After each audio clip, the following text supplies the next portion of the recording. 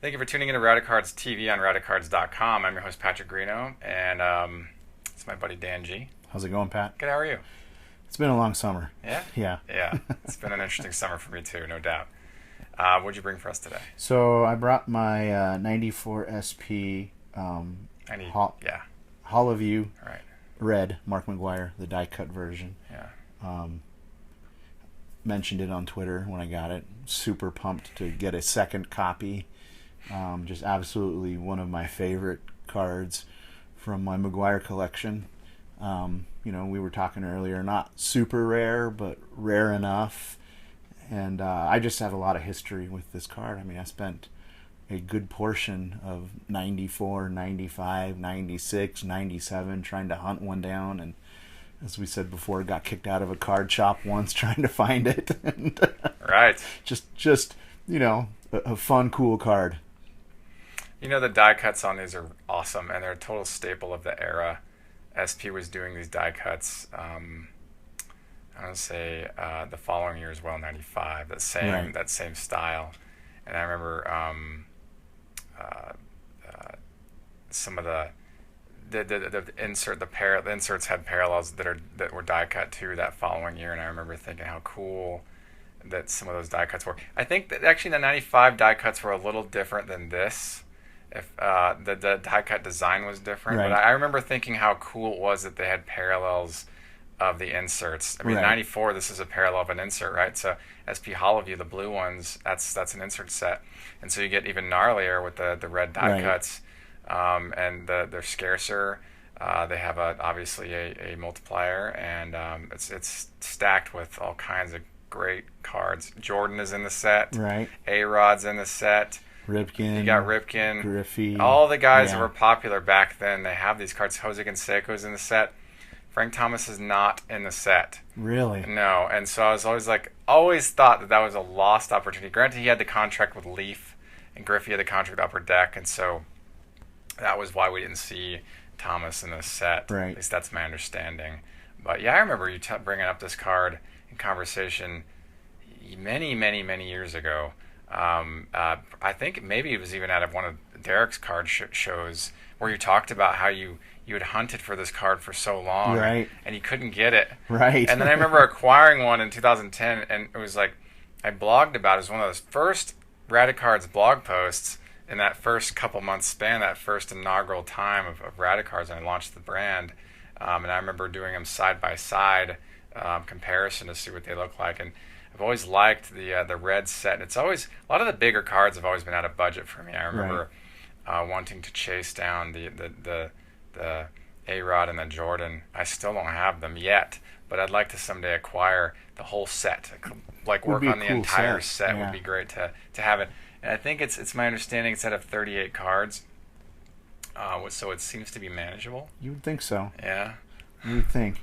I mean, I loved them. I actually liked the blue version, even though that's the easier version. I like the color combination with the hologram down at the bottom. Yeah. But the red is amazing too. I think personally I would have liked it if they flip flopped it. The red being the easy, and the blue being the hard one with the die cut. But they were just a lot of fun. Yeah. And I remember just being in college when these came out, and watching people pull them out of packs, and just being awestruck as to how cool they were. Jeez, man! In '94, I was in 6th grade, and I remember being like, I think at the time in 6th grade, I was living in Virginia for that year, and I was at a Giant, one of those convenience stores, the big convenience stores, and someone bought a pack of '94 Upper Deck and pulled a Mantle Griffey Dual Auto. Oh, wow. And a Giant. And I've been like, oh my God. Yeah. Look at amazing. Yeah. And what a pull, right? And that was, obviously, 94 was a pivotal year for collecting because, this set dropped. Sophomore year of Finest came out. A lot of products that I was so under the radar because my budget was so minimal. Right. So I was buying stuff like 87 Topps traded Matt Williams XRCs. Right. Digging through bargain bins at whatever card shop we went to and getting. I remember I got I think it was a 70. I think it was a 76 I actually think it was 79 Rod Carew with water damage. Oh wow. I don't have that card anymore, but it had like ripples, and I remember it was like a quarter or something. I was like, man, it's a Rod Carew for in the 70s and a quarter.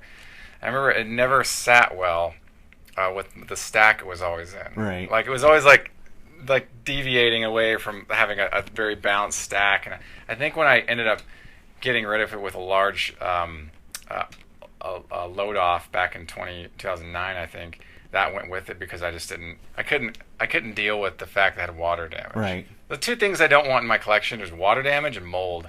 I try to stay away from those things. Yeah. Just don't want them. So no matter the card, but those are my memories from '94. Some of them, I have many of them from that year. That was a good year for collecting.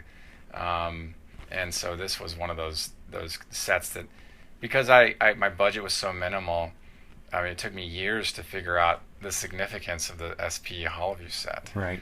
It was like, I learned about A-Rod, his significance that year, but it wasn't until a couple years later where I finally got an A-Rod rookie.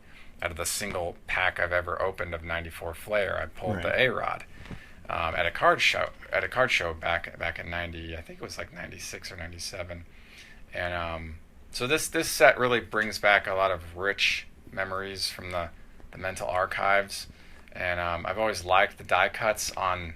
I like that Upper Deck created the die cuts on these cards, these parallels. I thought it was tastefully done. I've always really would have loved to have seen a Frank Thomas, though. Yeah. I really would have. Kind of missed. But I understand why it was the case, so I'm glad you brought that by. Cool.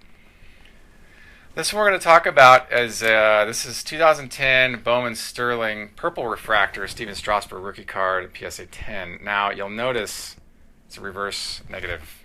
The Purple Refractor is my understanding that in 2010 they were printed the reverse negative way. Was that intentional or was that? So it's my understanding it's a UER uncorrected error. They're all like that. But I don't know because I haven't seen all the prints of the Purple Refractors from 2010 Bowman Sterling, so there may have been a correction. I don't know. But I've seen, all the Purple Refractors I've seen have had this issue. Okay. Now, there is one gentleman who's trying to move a Mike Stanton for like 5 figures, making a big deal about it. I'm like, dude, all of them are like this. Right. Like, what's the big deal? So this card actually was... when it surfaced, I actually lost the auction. And I was like, man, I would have loved to have Strasburg. Because some of you might know I have a side PC of Strasburg cards, but they're I'm very selective about what I add. I mean, it's mostly rookie card stuff. And I like a lot of the higher end pieces, so I try to go for this kind of thing. And so when it surfaced again, I was like, great. And I won it for like quite a bit less than it sold the first time. Almost like $40 less, actually. And I was like, wow, that's really cool. Maybe the first time, that we had a non-paying bidder or whatever. Right. But I was glad to grab this. I just grabbed this from the stack of cards I've acquired over the last, almost. Can I take a look at it? Yeah. Last since like December. And so I need to clean the case, get it, sleeved and archived, just like everything else that I've been talking about over the last several weeks. But I think it's cool. I like the Purple Refractors. Bowman Sterling is interesting because it's one of those Bowman products that always takes a back seat from Bowman Chrome. As Bowman Platinum, Bowman Sterling, they just don't have the same teeth that Bowman Chrome does. And so, but they're still interesting, still great cards, still relatively pricey for what they are. They're extensions of the Bowman arms, so you've got like draft picks and veterans and. You've got guys in there that are going to have rookie cards that are in Bowman Chrome. Like Hayward's in there, Stanton is in there, and then other guys that were popular in 2010. 2010 is stacked with talent. Now we know 9 years later. We're finding serious cards going for serious money in 2010 because these players have developed. DJ LeMahieu, Christian Yelich. Just off the top of my head, those are 2 big ones right now who have developed into great players, but they're in the 2010 Bowman line. They may not be in Sterling, but they're in Chrome, and those Chrome cards are doing really well.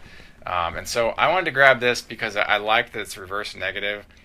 I have the black refractor, it's to 25, and I hadn't anticipated ever adding a purple. I don't know if I'll do any better than this, but heck, if this is the best I can do for Sterling for Strasburg 2010 for Bowman Sterling, I'm completely happy. That's pretty cool. It is pretty cool. And they're numbered to 10? Yeah, they're serial numbered to 10. You see that on the back there. Right there, bam. Okay. Yeah, and so I don't know if I'll see another one of these. You can see that on the back there.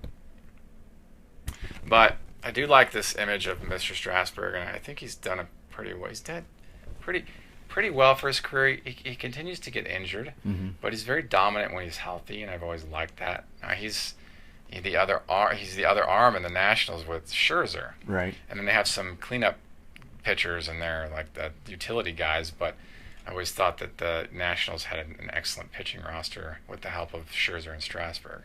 So I wanted to share this because this is cool. And for those of you who don't know about the purple refractors in 2010, Bowman, Sterling, they're reverse negative. You'll also notice that I do know in 2011 Bowman, Sterling, the purple refractors also have this issue, but I also have seen corrected versions of those. So 2011 has the reverse negative and the corrected versions.